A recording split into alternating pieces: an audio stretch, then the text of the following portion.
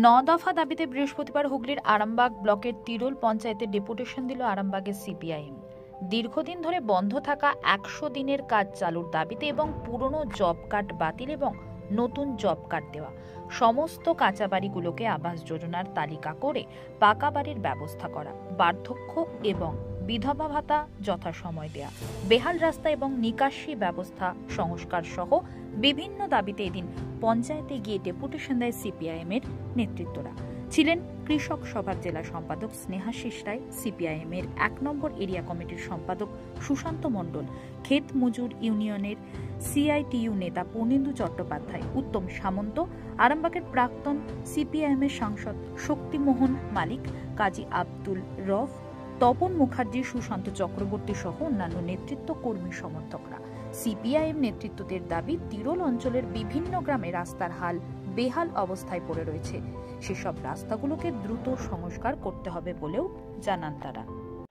শোষিত, বঞ্চিত, নিপীড়িত, অবহেলিত মানুষ প্রায় 3.5 বছর ধরে, 13-14 বছর তারা তো বঞ্চনার শিকার হয়েছে, কিন্তু 100 দিনের কাজ অবাধে লুট চুরি করার পরিপ্রেক্ষিতে বিজেপি গভর্নমেন্টের সঙ্গে টালবাহানা করে বন্ধ করে দিয়েছে।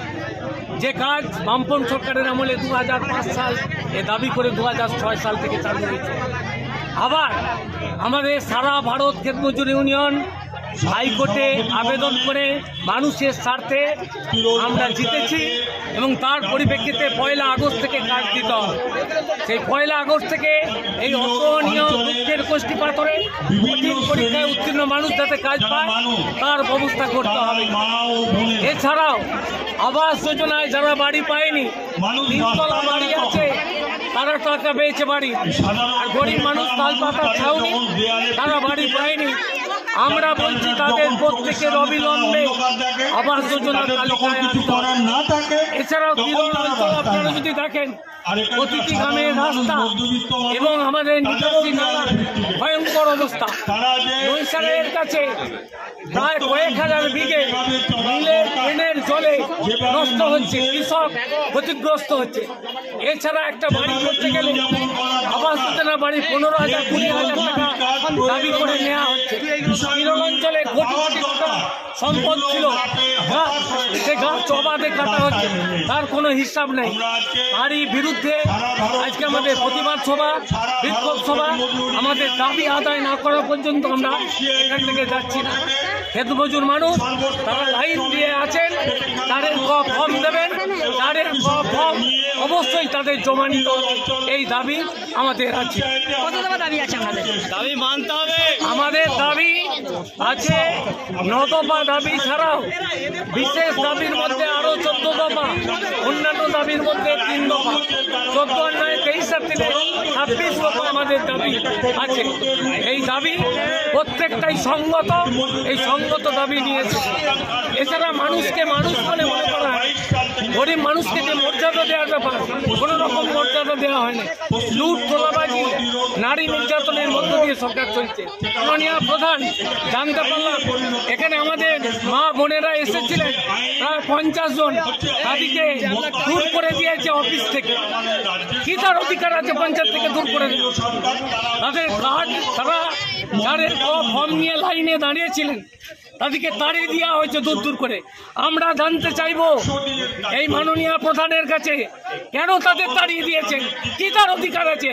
পঞ্চায়েতরা বাপত্তি সম্পত্তি, মনে রাখতে হবে পঞ্চায়েত, এই পঞ্চায়েত মানুষের দ্বারা তৈরি হয়নি, কয়েকটা গুন্ডা লুটেরা বাহিনী পঞ্চায়েত গঠন করেছে।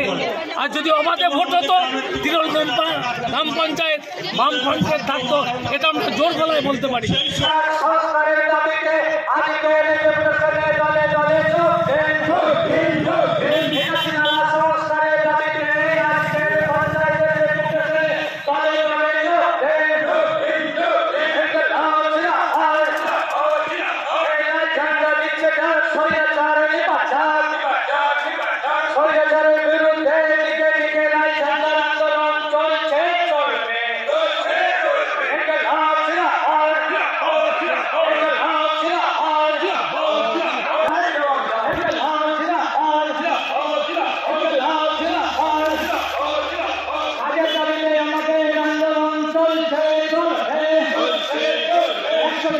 কাজ বন্ধ কেন তোমরা জবাব দাও।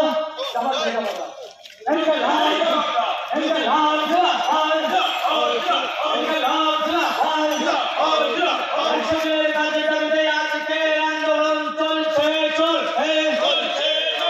বিলম্বে 100 দিনের কাজ চালু করতে হবে।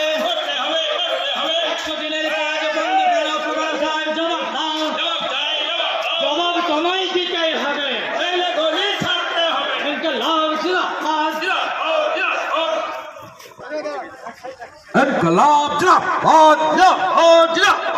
আজকে তিরোল গ্রাম পঞ্চায়েত ডেপুটেশনে দলে দলে যোগ দিন।